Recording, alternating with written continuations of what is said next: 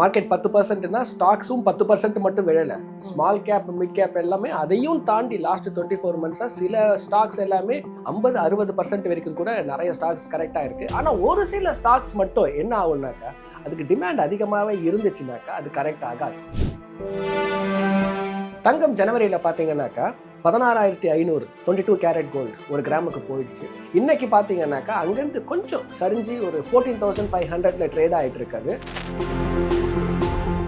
யூஸ்வலாக வார் வரும்போது பார்த்தீங்கன்னா தங்கம் மேலே மேலே தான் ஏறணும். ஆனால் இந்த வாரில் பார்த்தீங்கன்னா தங்கம் மேலே கீழே இறங்கியிருக்கு. காரணம் என்னன்னாக்கா யூஎஸ்டியோட டிமாண்ட் அதிகமாகிடுச்சு. மார்க்கெட்டில் இதுதான் பாட்டம் அப்படின்னு நம்ம கரெக்டாக ஒரு பாட்டமான ஒரு டைமை வந்து ப்ரெடிக்ட் பண்ணவே முடியாது. எப்பவுமே ஈக்விட்டியில் இன்வெஸ்ட் பண்ணும்போது முதல் ரூல் என்னன்னாக்கா நீங்கள் 5 வருஷம் வெயிட் பண்ணக்கூடிய பொறுமை இருக்கணும். ஏன்னா ஈக்விட்டியோட சைக்கிள் கம்ப்ளீட்டாக முடியறதுக்கு 5 கம்ப்ளீட் இயர்ஸ் ஆகும். செகண்ட், இப்போ தான் வேல்யூவேஷன் அட்ராக்டிவ் ஜோனுக்கு வந்துருக்கு. இந்த டைமில் நீங்கள் எடுத்துகிட்டு போனீங்கன்னா நீங்கள் தான் ஒரு பெரிய ஒரு லூசராக இருப்பீங்க. இந்த வார் முடிஞ்சிடுச்சு அப்படின்னாலே ஒரு பாசிட்டிவ் சென்டிமெண்ட் வந்துடும். அண்ட் நிறைய புரோக்கரேஜ் கம்பெனிஸ் பார்த்தீங்கன்னா சென்செக்ஸ் அப்படின்னு சொல்லக்கூடிய இண்டெக்ஸுக்கு 95,000 வரைக்கும் அவங்க ஃபோர்காஸ்ட் கொடுத்துருக்காங்க. ஸோ 95,000 இல்லை, அது 85,000 போச்சுன்னா கூட உங்களுக்கு 10%.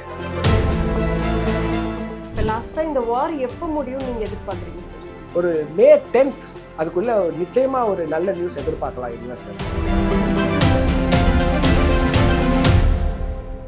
ஆதன் பிஸ்னஸ் நேயர்களுக்கு வணக்கம். இன்னைக்கு நம்ம கூட சதீஷ் ஸ்பீக்ஸினுடைய ஃபவுண்டர் சதீஷ்குமார் அவர்கள் தான் ஜாயின் பண்ணியிருக்காங்க. வாங்க பேசலாம். வணக்கம் சார். வணக்கம். எப்படி சார் இருக்கு? ஆல் குட்மா. சார், இப்போ வந்து மார்க்கெட் சிக்னிஃபிகண்ட்டாக கரெக்ட் ஆகிட்டே இருக்கு. கிட்டத்தட்ட 10% கிட்ட வந்து ஃபால் ஆயிருக்கு. ஸோ என்னதான் வந்து ஃபால் நடந்திருந்தாலும் கூட சில ஸ்டாக்ஸ் வந்து இன்னும் எக்ஸ்பென்சிவாக தான் இருக்குது. என்ன சார் காரணம்? மார்க்கெட் 10% கீழே விழுந்திருக்கு. 95% ஆஃப் த ஸ்டாக்ஸ் கண்டிப்பாக கரெக்டாக இருக்குது. ஏன்னா நெகட்டிவ் சென்டிமெண்ட்ஸ் இருக்குது. இன்ஃபேக்ட் மார்க்கெட் 10%னா ஸ்டாக்ஸும் 10% மட்டும் விழலை. ஸ்மால் கேப் மிட் கேப் எல்லாமே அதையும் தாண்டி லாஸ்ட் 24 மந்த்ஸாக சில ஸ்டாக்ஸ் எல்லாமே 50-60% வரைக்கும் கூட நிறைய ஸ்டாக்ஸ் கரெக்டாக இருக்குது. ஆனால் ஒரு சில ஸ்டாக்ஸ் மட்டும் என்ன ஆகும்னாக்கா அதுக்கு டிமாண்ட் அதிகமாகவே இருந்துச்சுனாக்கா அது கரெக்ட் ஆகாது. ஒரு உதாரணத்துக்கு பார்த்தீங்கன்னாக்கா நெஸ்லேன்னு ஒரு கம்பெனி இருக்குது. எல்லா எஃப்எம்சிஜி கம்பெனியோட பிஇ பாருங்கள், நெஸ்லேவோட பிஇ பாருங்கள். நெஸ்லேவோட பிஇ எப்போயுமே ஒரு ப்ரீமியத்தை கமெண்ட் பண்ணிக்கிட்டே இருக்கும். ஏன் அப்படின்னாக்கா அவங்க கிட்ட வந்து நம்பர் 1 மேகி, 85% நூடுல்ஸ் அப்படின்னாலே மேகியை தான் வாங்குறாங்க. ஃபுட் ப்ராடக்ட்ஸ் எடுத்துக்கங்க. இன்றைக்கி அவங்க கிட்ட இருக்கிற அந்த பேபி ஃபுட் ப்ராடக்ட்ஸுக்கு ஆல்டர்னேட்டிவே கிடையாது. 90%, 95% இந்த லாக்டோஜன் அப்படின்னு சொல்லக்கூடிய அந்த ஒரு மில்க் ப்ராடக்ட் ஃபுட் ப்ராடக்ட் தான், பேபி ஃபுட் ப்ராடக்ட் தான் வாங்குறாங்க. ஸோ இப்படி அவங்க வந்து ஒரு நீஷ் வச்சுருந்தாங்கனாக்கா இந்த மாதிரியான ஒரு வீக் சென்டிமெண்ட்டான பீரியட்லேயும் அவங்களுக்கு ஒரு ஸ்ட்ராங் டிமாண்ட் இருக்கும். இது ஒரு உதாரணம் தான். இது மாதிரி சில கம்பெனிஸ் என்ன ஆகும்னாக்கா அந்த ஒரு செக்டார், ஒரு உதாரணத்துக்கு பாருங்கள், இப்போ சண்டை வருது. இந்த சண்டை அப்படின்னும் போது எந்த செக்டார் நல்லா பெர்ஃபார்ம் பண்ணணும்னா டிஃபென்ஸ் செக்டார். அதுக்கு எப்படி இருக்கும்னாக்கா டிமாண்ட் இன்க்ரீஸ் தான் ஆகும். ஸோ இது மாதிரியான ஒரு செக்டார் என்ன பண்ணும், டிமாண்ட் இன்க்ரீஸ் ஆகும்னால மேலேயே தான் நிற்கும். அது கோல்டோட ப்ரைஸ் ராலி ஆகிட்டே தான் இருக்குது. ஸோ இது வந்து என்ட்ரிக்கு சரியான பாயிண்ட்டாக இருக்குமா, இல்லை வெயிட் பண்ணி அதுக்கப்புறமா என்ட்ரி ஆகலாமா சார்? தங்கம் ஜனவரியில் பார்த்தீங்கன்னாக்கா 16,500 22 கேரட் கோல்டு ஒரு கிராமுக்கு போயிடுச்சு. இன்னைக்கு பார்த்தீங்கன்னாக்கா அங்கேருந்து கொஞ்சம் சரிஞ்சு ஒரு 14,500ல ட்ரேட் ஆகிட்டு இருக்காது. யூஸ்வலாக வார் வரும்போது பார்த்தீங்கன்னா தங்கம் மேலே மேலே தான் ஏறணும். ஆனால் இந்த வாரில் பார்த்தீங்கன்னா தங்கம் மேலே கீழே இறங்கியிருக்கு. காரணம் என்னன்னாக்கா யூஎஸ்டியோட டிமாண்ட் அதிகமாகிடுச்சு. ஏன்னா நம்ம இன்றைக்கி ஆயில் $70 $60 இருந்தது, இன்றைக்கி 110 வரைக்கும் போயிடுச்சு. ஸோ அந்த டாலரில் நீங்கள் தான் ஆயிலை வாங்கணும், அதிகப்படியாக வாங்கணும் அப்படின்னா யூஎஸ்டி வேணும் உங்களுக்கு. ஸோ அந்த ரீசன்னால தான் தங்கம் வந்து கம்மியாக. ஸோ தங்கம் நீங்கள் அக்யூமுலேட் பண்ணணுன்னாக்கா இது ஒரு நல்ல ஒரு ப்ரைஸ் பாயிண்ட். ஏன்னா இந்த வார் முடிஞ்சிடுச்சுனாக்கா யூஎஸ்டியோட டிமாண்ட் கண்டிப்பாக கூல் ஆஃப் ஆகும். தங்கம் வந்து ஒரு சின்ன ஒரு ரேலி திரும்ப அதே 16,500க்கு போயிடுமான்னு கேட்டாக்கா அவ்வளோ தூரம் போகுமான்லாம் சொல்ல முடியாது. பட் இந்த ஒரு ப்ரைஸ் பாயிண்ட்லேருந்து கொஞ்சம் மேலே போகிறதுக்கு ஒரு வாய்ப்பு இருக்குது. ஸோ ஏதோ ஒரு கல்யாணம் இருக்குது, ஒரு ஷார்ட் டேர்மில் நீங்கள் அக்யூமுலேட் பண்ணணும்னா இந்த மாதிரியான டைமை நீங்கள் யூஸ் பண்ணிக்கலாம். நிறைய இன்வெஸ்டர்ஸோடைய போர்ட்ஃபோலியோ 10-15% வந்து நெகட்டிவ் ரிட்டர்ன்ஸ் தான் கொடுத்துருக்கு. ஸோ இந்த சமயம் அவங்க ஆவரேஜ் அவுட் பண்ணலாமா, இல்லை மார்க்கெட்டில் வெயிட் பண்ணி இன்வெஸ்ட் பண்ணலாமா? மார்க்கெட்டில் இதுதான் பாட்டம் அப்படின்னு நம்ம கரெக்டாக ஒரு பாட்டமான ஒரு டைமை வந்து ப்ரிடிக்ட் பண்ணவே முடியாது. மார்க்கெட் 72,000 72,500 கிட்ட போச்சு. சென்செக்ஸ் என்று சொல்லக்கூடிய இண்டெக்ஸ் மார்க்கெட் என்ன சொன்னாங்கன்னாக்கா நிறைய இன்வெஸ்டர்ஸ் அப்போ இன்னும் கீழே போகும், இன்னும் வெயிட் பண்ணலாம் அப்படின்னு சொல்லிட்டு வெயிட் பண்ணியிருந்தவங்க அந்த ஒரு ப்ரைஸ் பாயிண்ட்டை விட்டுட்டு இன்னைக்கு 77,000 ட்ரேட் ஆகிட்டு இருக்கு. ஸோ எப்பெல்லாம் மார்க்கெட் வந்து 2% கீழே விழுதோ அப்போ எல்லாம் உங்ககிட்ட இருக்கக்கூடிய சர்ப்ளஸில் ஒரு 10% ஆட் பண்ணிக்கிட்டே இருங்க. ஸோ இதுதான் பாட்டம் அப்படின்னு சொல்லவே முடியாது. அண்ட் இப்போ வந்து பார்த்தீங்கன்னா வேல்யூவேஷன்ஸ் கொஞ்சம் அட்ராக்டிவாக தான் இருக்குது உங்களுக்கு. ஸோ லாங் டேர்ம் இன்வெஸ்டராக இருந்தீங்கன்னாக்கா கண்டிப்பாக நல்ல தருணம், மிஸ் பண்ணாதீங்க. இப்போ மார்க்கெட்ல ஒரு இன்வெஸ்டர்ஸ் ஃப்ரெஷ் மணியை போட போறாரு அப்படின்னா எந்த மாதிரி விஷயங்கள்லாம் கவனிக்கணும் சார்? மார்க்கெட்டில் எப்போவுமே நீங்கள் இன்வெஸ்ட் பண்ணும்போது நம்பர் 1 நீங்கள் இன்வெஸ்ட் பண்ணுற அசெட் கிளாஸோட மார்ஜின் ஆஃப் சேஃப்டி அதை பார்க்கணும். சரி, என்னென்ன அசெட் கிளாஸ் இருக்குது? தங்கம் இருக்குது, ஒரு அசெட் கிளாஸ் தான். வெள்ளி இருக்குது, ஒரு asset class product. Equity product, US investment, அதுவுமே ஒரு தனி அசெட் கிளாஸ். இதில் மார்ஜின் ஆஃப் சேஃப்டி எப்படி நீங்கள் கண்டுபிடிப்பீங்கன்னாக்கா வேல்யூவேஷனை வச்சு தான் கண்டுபிடிப்பாங்க. லாங் டேர்ம் ஆவரேஜ் வேல்யூ என்ன, இப்போ ட்ரேட் ஆகிட்டு இருக்கிற வேல்யூ என்ன. எவ்ரி இன்வெஸ்டர் வேல்யூவேஷன் மெட்ரிக்ஸ் கண்டிப்பாக தெரிஞ்சிருக்கணும். தெரியலனாக்கா அனலைஸ் பண்ணுங்க. அனலைஸ் பண்ணியும் தெரியலன்னா ஒரு கன்சல்டண்ட்டை பார்த்துங்க. எதனாலனாக்கா நீங்கள் அதிகப்படியான ஒரு வேல்யூவேஷனில் இன்வெஸ்ட்மெண்ட்டை ஸ்டார்ட் பண்ணீங்கன்னாக்கா நீங்கள் உங்கள் போர்ட்ஃபோலியோவில் லாஸஸை பார்க்குறதுக்கு ஒரு பெரிய ஒரு வாய்ப்பு இருக்குது. தங்கத்தை நீங்கள் 16,000 வாங்க ஆரம்பிச்சிட்டிங்க, இன்றைக்கி 14. அப்படியே தங்கம் வந்து ஒரு கன்சாலிடேஷன் ஃபேஸ் போயிடுச்சுனாக்கா ஒரு வருஷம் 2 வருஷம் நீங்கள் என்ன பண்ண முடியாது, பிரேக் ஈவனே பார்க்க முடியாது. ஸோ வேல்யூவேஷனை கரெக்டாக அண்டர்ஸ்டாண்ட் பண்ணிவிட்டு என்ட்ரி பாயிண்ட் அப்போ தான் தெரியும் உங்களுக்கு. ஈக்விட்டிஸாக இருக்கலாம், கோல்டாக இருக்கலாம், ரியல் எஸ்டேட்டாக இருக்கலாம், எல்லாத்துக்குமே வேல்யூவேஷன்ஸ் ரொம்ப முக்கியம். ஒரு இன்வெஸ்டராக நீங்கள் அதை கண்டிப்பாக அனலைஸ் பண்ணணும். 2.5 இயர்ஸாக மார்க்கெட்லேருந்து எந்த விதமாக ரிட்டர்ன்ஸுமே வரல. ஸோ இப்போ உங்களுடைய இன்வெஸ்டர்ஸ் இல்லை கஸ்டமர்ஸ் நான் வந்து டெட்டுக்கோ இல்லை கோல்டுக்கோ ஷிஃப்ட் பண்ணிக்கிறேன் அப்படின்னு ஏதாவது சொல்லியிருக்காங்களா சார்? நிறைய இன்வெஸ்டர்ஸுக்கு இந்த ஒரு பொறுமை இருக்காது. நான் 2 வருஷமாக எஸ்ஐபி பண்ணிட்டு இருக்கேன். இந்த டைமில் நான் ஃபிக்ஸட் டெபாசிட்டில் போட்டிருந்தாலும் இல்லை ரெக்கரிங் டெபாசிட்டில் போட்டிருந்தாலுமே எனக்கு ரிட்டர்ன்ஸ் நிறைய வந்திருக்குமே. ஸோ இப்போயாவது நான் வந்து இந்த காசெல்லாம் எடுத்து ரெக்கரிங் டெபாசிட்டுக்கு போட்டுக்கலாமா? எப்பவுமே ஈக்விட்டியில் இன்வெஸ்ட் பண்ணும்போது முதல் ரூல் என்னன்னாக்கா நீங்கள் 5 வருஷம் வெயிட் பண்ணக்கூடிய பொறுமை இருக்கணும். ஏன்னா ஈக்விட்டியோட சைக்கிள் கம்ப்ளீட்டாக முடியறதுக்கு 5 கம்ப்ளீட் இயர்ஸ் ஆகும். செகண்டு, இப்போ தான் வேல்யூவேஷன் அட்ராக்டிவ் ஜோனுக்கு வந்திருக்கு. இந்த டைமில் நீங்கள் எடுத்துகிட்டு போனீங்கன்னா நீங்கள் தான் ஒரு பெரிய ஒரு லூசராக இருப்பீங்க. ஸோ 2 வருஷம் 24 months வெயிட் பண்ணிட்டீங்க ஒரு லோ ரிட்டர்னில். இன்னும் ஒரு 6 மாதம் வெயிட் பண்ணுங்க. நிச்சயமாக என்ன ஆகுனாக்கா ஒரு பெரிய ஒரு ரேலி வரும். இந்த வார் முடிஞ்சிடுச்சு அப்படின்னாலே ஒரு பாசிட்டிவ் சென்டிமெண்ட் வந்துடும். அண்ட் நிறைய புரோக்கரேஜ் கம்பெனிஸ் பார்த்தீங்கன்னா சென்செக்ஸ் அப்படின்னு சொல்லக்கூடிய இண்டெக்ஸுக்கு 95,000 வரைக்கும் அவங்க ஃபோர்காஸ்ட் கொடுத்துருக்காங்க. ஸோ 95,000 இல்லை, அது 85,000 போச்சுன்னா கூட உங்களுக்கு 10% இப்போ இருக்கக்கூடிய ஒரு பாயிண்ட்ல இருந்து அதுவே ஒரு ரிட்டர்ன்ஸ் தானே, 10% அடிஷனல் ரிட்டர்ன்ஸ் தானே. இந்த மாதிரி வார் ரிசெஷன் டைமில் போர்ட்ஃபோலியோ எப்படி ரிவ்யூ பண்ணுறது சார்? போர்ட்ஃபோலியோ வந்து இப்போ ஜனவரி மார்க்கெட் 85,000 இருந்தது சென்செக்ஸ், இன்னைக்கு பார்த்தீங்கன்னா 77,000.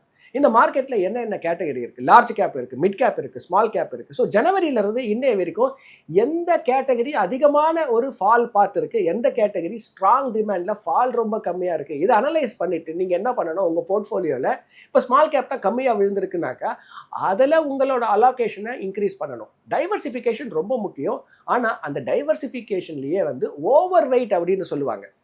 ஸோ எந்த செக்டாரில் இல்லை எந்த கேட்டகரியில் நான் வந்து ஓவர் வெயிட்டாக அதிகப்படியாக என்னோட பர்சன்டேஜை வைக்கணும். ஸோ இப்படி நீங்கள் அனலைஸ் பண்ணி இன்வெஸ்ட் பண்ணிங்கன்னா அதிகமான ப்ராஃபிட் எடுத்துகிட்டு போவீங்க. ஓகே, இப்போ ஒருத்தருடைய லாங் டேர்ம் கோல் வந்து 2 to 3 இயர்ஸில் வந்து எண்ட் ஆக போகுது. ஸோ அவர் வந்து டெட் இன்ஸ்ட்ருமெண்ட்டில் ஷிஃப்ட் பண்ணிக்கலாமா? சரி, நீங்கள் ஒரு ரிட்டையர்மெண்ட்டுக்காக இன்வெஸ்ட் பண்ணுறீங்க, 15 வருஷமாக இன்வெஸ்ட் பண்ணிட்டு இருக்கீங்க. சரி, உங்களுக்கு வந்து உங்களோட டார்கெட் இயர்ஸ் 18 இயர்ஸ், இப்போ வந்து ஒரு 15 வருஷம் முடிஞ்சிருக்கு. 3 வருஷத்தில் நீங்கள் வந்து உங்களோட ரிட்டையர்மெண்ட் முடிய போகுது அப்படின்னாக்கா என்ன பண்ணணும்னா நீங்கள் கொஞ்சம் கொஞ்சமாக இப்போ என்ன பண்ணணும், ஒரு 25% என்ன பண்ணலாம், எடுத்து டெட்டில் போட்டுடலாம். 75% இப்போ நீங்கள் ஸ்டில் ஈக்விட்டியில் வச்சுருக்கலாம். அடுத்த வருஷம் என்ன பண்ணணும், 50-50 மாற்றணும். கடைசி ஒரு இயர் வரும்போது 25% தான் எக்ஸ்போஷர் உங்களுக்கு ஈக்விட்டியில் இருக்கணும். மிச்சம் 75% எக்ஸ்போஷர் என்ன பண்ணிடணும், டெட்டுக்கு ஷிஃப்ட் பண்ணிடணும் நீங்கள். ஸோ உங்களோட கோலை நீங்கள் ரீச் ஆக ஈக்விட்டி எக்ஸ்போஷரை கொஞ்சம் கொஞ்சமாக நீங்கள் டிக்ரீஸ் பண்ணிக்கிட்டே வரணும். ஓகே, இப்போ நிறைய இன்வெஸ்டர்ஸ்க்கு வந்து மார்க்கெட் வந்து ஒரு 2.5 இயர்ஸே எந்த விதமாக ரிட்டர்ன்ஸுமே வரல. ஸோ டெட் ஃபண்ட்ஸ் தாண்டி இண்டெக்ஸ் ஃபண்ட்ஸ் போகலாமான்ற கொஸ்டினுமே இருக்குது. ஸோ இண்டெக்ஸ் ஃபண்ட்ஸ் போகலாமா சார்? நீங்கள் இண்டெக்ஸ் ஃபண்டில் இன்வெஸ்ட் பண்ணியிருந்தாலும் சரி, ஆக்டிவ் ஃபண்ட்ஸில் இன்வெஸ்ட் பண்ணியிருந்தாலும் சரி, எங்கேயுமே ரிட்டர்ன்ஸ் இல்லை லாஸ்ட் ஒரு 24 months-ஆகவே. இண்டெக்ஸ் ரிட்டர்ன்ஸ் கொடுத்துருந்ததுன்னா ஆக்டிவ் ஃபண்ட்ஸும் நிச்சயமாக ரிட்டர்ன்ஸை கொடுத்துருக்கும். ஸோ இண்டெக்ஸே ரிட்டர்ன்ஸை கொடுக்கல. ஸோ இண்டெக்ஸ் ஃபண்டில் இன்வெஸ்ட் பண்ணலாமா, டெட்டில் இன்வெஸ்ட் பண்ணலாமான்ற ஒரு கொஸ்டின் வந்துச்சுனாக்கா அதுவே ஒரு தவறான ஒரு அப்ரோச். உங்கள் ஸ்ட்ராட்டர்ஜி தவறான ஒரு ஸ்ட்ராட்டர்ஜி. டெட்டும் இன்வெஸ்ட் பண்ணணும், ஃபிக்ஸட் டெபாசிட், பிபிஎஃப் இதிலையும் நீங்கள் இன்வெஸ்ட் பண்ணணும். பட் ஒரு 10% உங்கள் நெட்வொர்த்தில் இதில் வைக்கலாம். 10% டெட் இன்ஸ்ட்ருமெண்ட் ஃபிக்ஸட் இன்கம், ஒரு 10% கோல்டு, 40% ஈக்விட்டிஸ் மியூச்சுவல் ஃபண்ட்ஸ், மிச்சம் 40% ரியல் எஸ்டேட். ஸோ இப்படி ஸ்பிளிட் பண்ணி இன்வெஸ்ட் பண்ணுங்க. கண்டிப்பாக ஒரு டைவர்சிஃபிகேஷன் அச்சீவ் பண்ணுவீங்க உங்கள் போர்ட்ஃபோலியோவில். இப்போ வந்து மார்க்கெட் தொடர்ந்து தினமே வந்து ஒரு ஃபாலோ பார்த்துக்கிட்டு தான் வருது. ஸோ சென்செக்ஸில் ஸ்ட்ராங் சப்போர்ட் லெவல்னா என்ன பாயிண்ட் சார் சொல்லுங்கள்? மார்க்கெட் 85,000 ஜனவரியில் ஸ்டார்ட் ஆச்சு. இப்போ வந்து 77,000 ட்ரேட் ஆகிட்டு இருக்கு. நிறைய brokerage ஹவுசஸ் ஃபோர்காஸ்ட் என்ன பண்ணியிருக்காங்கன்னா 3 விதமான ஃபோர்காஸ்ட்டை கொடுத்துருக்காங்க.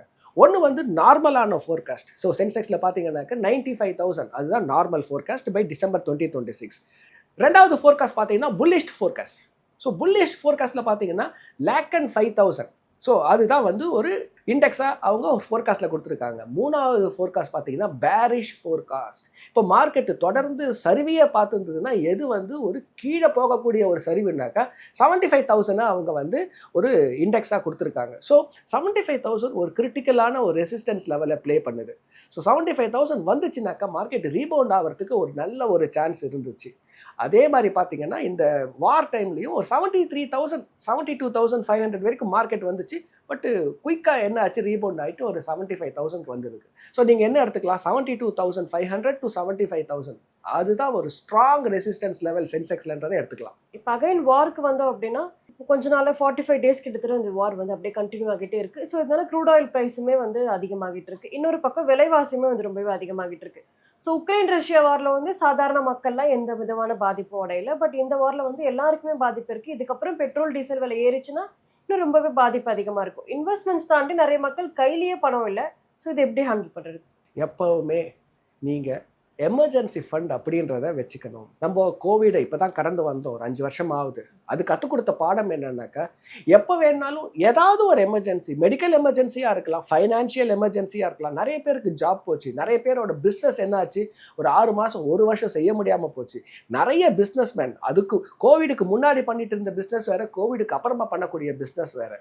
ஸோ அந்த எமர்ஜென்சி ஃபண்டை என்ன பண்ணுங்கள், 6 மாதத்துக்கு தேவையான உங்கள் household EMIs including fixed டெபாசிட்டில் எமர்ஜென்சி ஃபண்டாக வச்சுருங்க. இந்த மாதிரி அப்நார்மலாக ஏதாவது ஒரு இன்ஃப்ளேஷன் இன்க்ரீஸ் ஆச்சு, உங்களோட எக்ஸ்பென்சஸ் இன்க்ரீஸ் ஆகுதுன்னா அந்த எமர்ஜென்சி ஃபண்டை யூஸ் பண்ணுங்கள். இப்படி நீங்கள் ஒரு எமர்ஜென்சி ஃபண்டை வச்சு மேனேஜ் பண்ணிங்கன்னாக்கா உங்கள் எக்ஸ்பென்ஸில் ஒரு குஷன் இருக்கும். லோ இன்கம் இருக்கிறவங்க ஸ்மால் கேப் ஃபண்ட்ஸில் இன்வெஸ்ட் பண்ணலாமா? கண்டிப்பாக லோ இன்கம் இருக்கிறவங்களும் ஸ்மால் கேப்பில் இன்வெஸ்ட் பண்ணலாம். Diversification definitely important. ஒரு உதாரணத்துக்கு 25,000 வச்சுக்கோங்க. யார் ஒருத்தருமே ஒரு 10% சேவ் பண்ணலாம். 10% 25,000 2,500 ரூபாய். ஸோ நீங்கள் ஃபிக்ஸட் டெபாசிட் ஆல்ரெடி முடிச்சிட்டிங்க, கொஞ்சம் ஓரளவுக்கு தங்கம் வச்சுருக்கீங்க. ஸோ 3வது எஸ்ஐபியை நீங்கள் ஸ்டார்ட் பண்ணுறீங்க அப்படின்னா 2,500 ரூபாய் எஸ்ஐபி அப்படின்னாக்கா நீங்கள் அதை 3ஆக டிவைட் பண்ணுங்கள். லார்ஜ் கேப் ஒரு 750 rupees, மிட் கேப் ஒரு 750 rupees, ஸ்மால் கேப் ஒரு 750 rupees, ஒரு 250 rupees ஒரு ஃப்ளெக்ஸி கேப். ஸோ இப்படி நீங்கள் டைவர்சிஃபை பண்ணி நீங்கள் இன்வெஸ்ட் பண்ணீங்கன்னாக்கா 3 கேட்டகரியிலையும் பார்ட்டிசிபேட் பண்ணுறீங்க. ப்ளஸ் உங்களுக்கு இப்படி நீங்கள் டைவர்சிஃபை பண்ணி இன்வெஸ்ட் பண்ணீங்கன்னா இம்பார்ட்டன்ட் கேட்டகரியான 3 கேட்டகரியும் பார்ட்டிசிபேட் பண்ணுறீங்க. லோ இன்கமாக இருந்தாலும் இதை நீங்கள் அடாப்ட் பண்ணலாம். இப்போ லாஸ்ட்டாக இந்த வார் எப்போ முடியும்னு நீங்கள் எதிர்பார்க்குறீங்க சார்? இப்போ ஏதோ ஒரு கண்ட்ரி ஒரு ப்ராசஸ் ஒரு சிஸ்டமை ஃபாலோ பண்ணுது அப்படின்னாக்கா நம்ம ஈஸியாக ஃபோர்காஸ்ட் பண்ணலாம் ஒரு விஷயத்தை. ஸோ இதுதான் சிஸ்டம், 4 days 10 days 20 days. ஆர்பிஐயில் வந்து மானிட்டரி பாலிசி அனௌன்ஸ் பண்ணுறாங்க. அனௌன்ஸ் பண்ணுறதுக்கு முன்னாடியே மார்க்கெட்டுக்குன்னு ஒரு எதிர்பார்ப்பு இருக்கும். ஏன்னா அவங்க ஒரு ப்ராசஸை ஃபாலோ பண்ணுறாங்க. இன்ஃப்ளேஷன் எவ்வளோ இருக்குது, மணி சர்க்குலேஷன் எப்படி இருக்குது. ஆனால் இந்த வார்ன்ற பொறுத்த ஒரு விஷயம் பார்த்தீங்கன்னாக்கா ஒரு தனிநபர் எடுக்கக்கூடிய டிசிஷனாகவே இருந்துகிட்டு இருக்கு. வார் ஸ்டார்ட் பண்ணதுலேருந்து இன்னைய வரைக்கும் ஒரு ப்ராசஸோ ஒரு சிஸ்டமோ ஒரு பாலிசியோ அவங்க ஃபாலோ பண்ணலை. ஒரு தனிநபர் எடுக்கக்கூடிய டிசிஷனாக இருக்குது. ஸோ அவர் ஒருத்தர் லீவ் எடுக்கிறதும் ஆஃபீஸுக்கு போகிறதும் தனிநபரோட டிசிஷன் மேக்கிங் தானே. ஸோ அதை மாதிரியான ஒரு சூழ்நிலையாக இருக்குது. பட் கன்ஸ்ட்ரக்டிவாக நிறைய நெகோசியேஷன்ஸ் போயிட்டுருக்கு. ஒரு 15 நாளுக்குள்ளே, ஒரு May 10th அதுக்குள்ளே நிச்சயமாக ஒரு நல்ல நியூஸ் எதிர்பார்க்கலாம் இன்வெஸ்டர்ஸ். மார்க்கெட் பற்றி நிறைய விஷயங்களை சொன்னீங்க. ரொம்ப நன்றி. நன்றி, வணக்கம்.